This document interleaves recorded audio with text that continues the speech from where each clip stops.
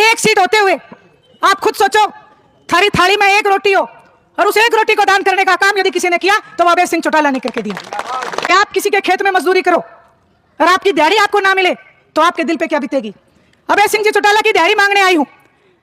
सड़क से लेके गांव की गलियों से लेके विधानसभा तक आपकी लड़ाई लड़ने का काम अभय सिंह चौटाला ने किया है। लोकसभा के चुनाव है और सभी पार्टियां अपने अपने नुमाइंदों को आपके बीच में भेजने का काम करेंगी। मैं आपसे एक प्रार्थना करना चाहती हूं, बाकी जो तीनों पार्टियों के नुमाइंदे आपके बीच में आए, मेरा आपसे अनुरोध है, प्रार्थना है, इनको आप एक बार गौर से देखना। मैं तो कहूंगी चश्मा लगा के देखना अच्छे से। ये तीनों के तीनों आपको भारतीय जनता पार्टी के एजेंट नजर आएंगे। ये नेता नहीं रहे, एजेंट बन चुके हैं। एक बार किसी पार्टी का पटका पहन लेते हैं, जैसे इनके हाथ में कुर्सी आती है दूसरे प्लान में दूसरी पार्टी का पटका पहन के आ जाते हैं। जिन नेताओं की विचारधारा 15 मिनट में बदल जाए, ऐसे नेताओं पे आप भरोसा मत कर लेना। आज हालात ऐसे पैदा कर दिए, मेरी माताएं बहनें महंगाई से रसोई का बोझ उठा उठा के थक गई। हमारे बालकों को नौकरी नहीं है, बूढ़े बुजुर्गों की फैमिली आईडी के नाम पे पेंशन काटी जा रही है, गरीब आदमी का राशन कार्ड काटा जा रहा है। कहते तो ये थे कि हम तो गरीबी दूर करेंगे। एक बार इनसे आप पूछना, जीएसटी किस लिए लगाई? दूध पे, दही पे, लस्सी पे, पनीर पे, आटे पे, सब चीजों पे टैक्स लगा दिया।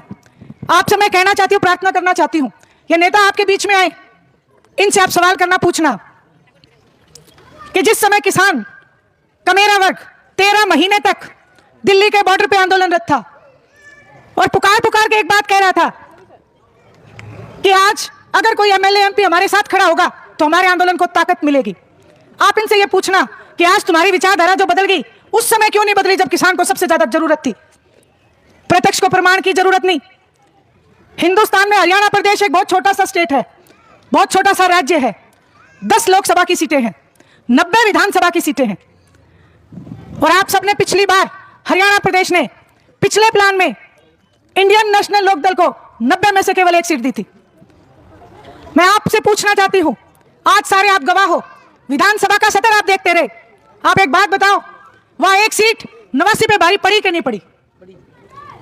हाथ खड़े करके बता दो ताऊ जी, मेरे जी को तसल्ली हो जाए।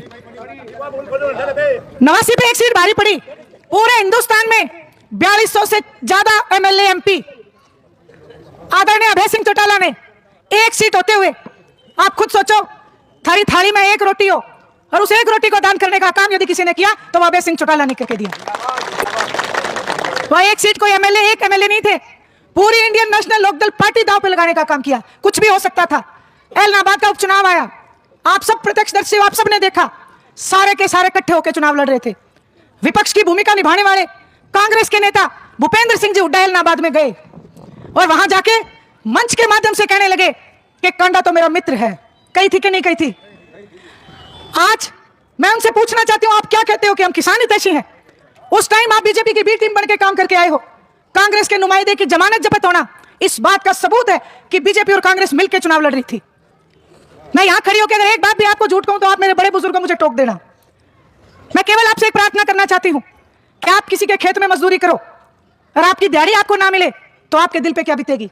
अभय सिंह जी चौटाला की दिहाड़ी मांगने आई हूं। सड़क से लेके गांव की गलियों से लेके विधानसभा तक आपकी लड़ाई लड़ने का काम अभय सिंह चौटाला ने किया है।